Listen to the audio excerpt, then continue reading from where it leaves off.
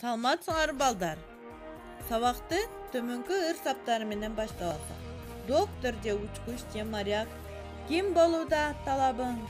Ким болсоң да билип кой. Эсиңе бекем түйүп кой. Ар өнөргө жараган. Жакшы окугун ал үчүн география сабагын. Сабактын темасы Кыргыз Республикасы. Сабактын максаты Кыргызстан жөнүндө толук маалымат аласыңар. Кыргызстандагы облустарды картадан табууга жана туризмди өнүктүрүүгө үйрөнөсүңөр.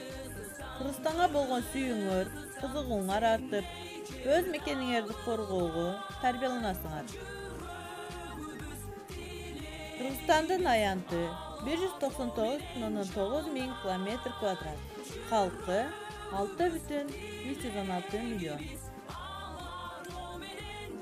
Кыргызстан Республикасынын Жогорку Советинин 1992 жылдын 2 мартындагы токтому менен бекитилген. Кыргыз Республикасынын Жогорку Кеңешинин 1994 жылдын 14 январындагы токтому менен бекитилген. Бишкек Кыргыз Республикасынын саясий, экономикалык, илимий жана маданий борбору. Транспорттук башкы түйүн. Аянты 16 миң га. Халкы 1 миллион 56 миң. Бишкек шаарында 4 администрациялык аймактык бирдик бар. 1-Май, Ленин, Октябрь, Светлов аймагы, Чоң Арык шаарчасы жана Оттосай айылы. Кыргызстандын климаты. Кыргызстандын аймагы мейлүүн климаттык алкактын чөл зонасынан орун алган. Жалпысынан континенттик климат үстөмдүк кылат. Кыргызстан тоолуу болгондуктан ага климаттык бийиктик боюнча өзгөрүүсү да мүнөздүү. Чүй облусунун курамына 8 район кирет. Панфилов району, Жайыл району, Москва району, Сокулук району, Аламедин району, Чүй району, Сыстыгата району жана Кемин району.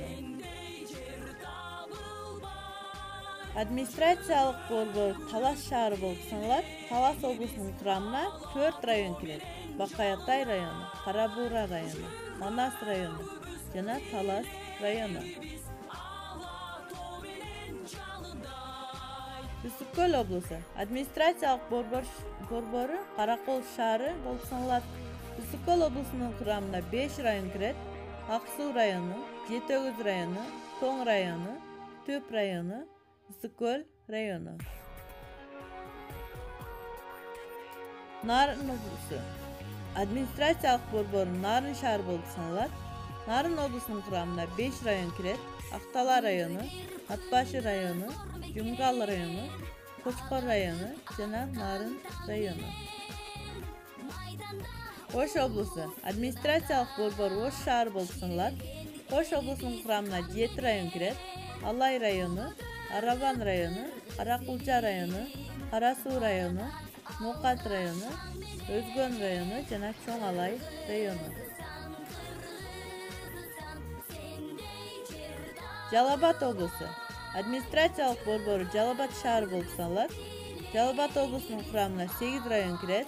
Аксы району, Алабука району, Базар-Коргон району, Мокен району, Тузак району, Тогуз-Төрө району, Токтогул району жана Чапкал району. Баткен облусу администрациялык борбору Баткен шаары болуп саналат. Баткен облусунун курамына 3 район кирет. Баткен району, Кадамжай району жана Лейлек району. Улуттар. Кыргызстанда 80ден ашык улуттар бар.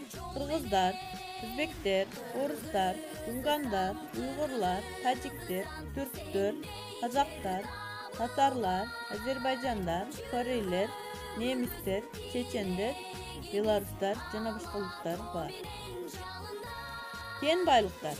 Жер кыртышындагы эч арбасына керектүү металдык, минералдык заттар табигый түрдө көмүр, кварц куму жана башка же кайрадан иштетилгенден кийин талкалап, жанчылып, майдалап, тазартуу жана ылгап бөлүп алып пайдаланылат. Fizikалык касиеттери боюнча катуу, суюк жана газ түрүндө жолугат. Курамы менен эл чарбасында колдонулушуна карап 3 топко бөлүнөт. Күйүүчү кен байлыктар: нефть, күйүүчү газдар, көмүр, чыңкөн, күйүүчү сланецтер кирет.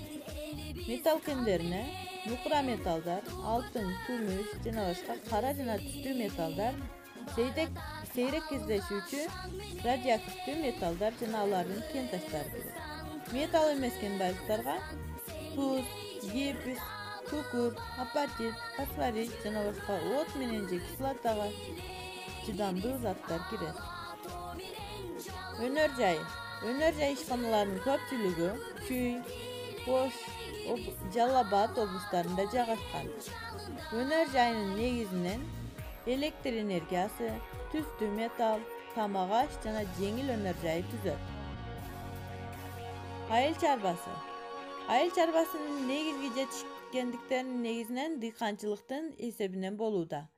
Жергиликтүү климаттык шарттарга ылайык Түштүк Кыргызстанда пахта менен тамеки басымдуулук кылат. Жүк жана жүргүнчү ташуучу транспорттун иш көлөмү кеңейүүдө. Эгерде бул тармак техника менен жабдылган, анда анын өндүрүмдүүлүгү мындан да жогору болор эле.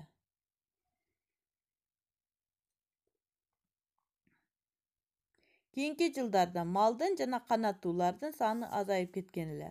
Учурда мал чарбасы кайра өнүгүү жолуна түшө баштады. Үйгө тапшырма: Кыргызстандын облустарын контур картага түшүрөсүңөр, теманын мазмуну боюнча түшүнүүңөрдү айтып бересиңер.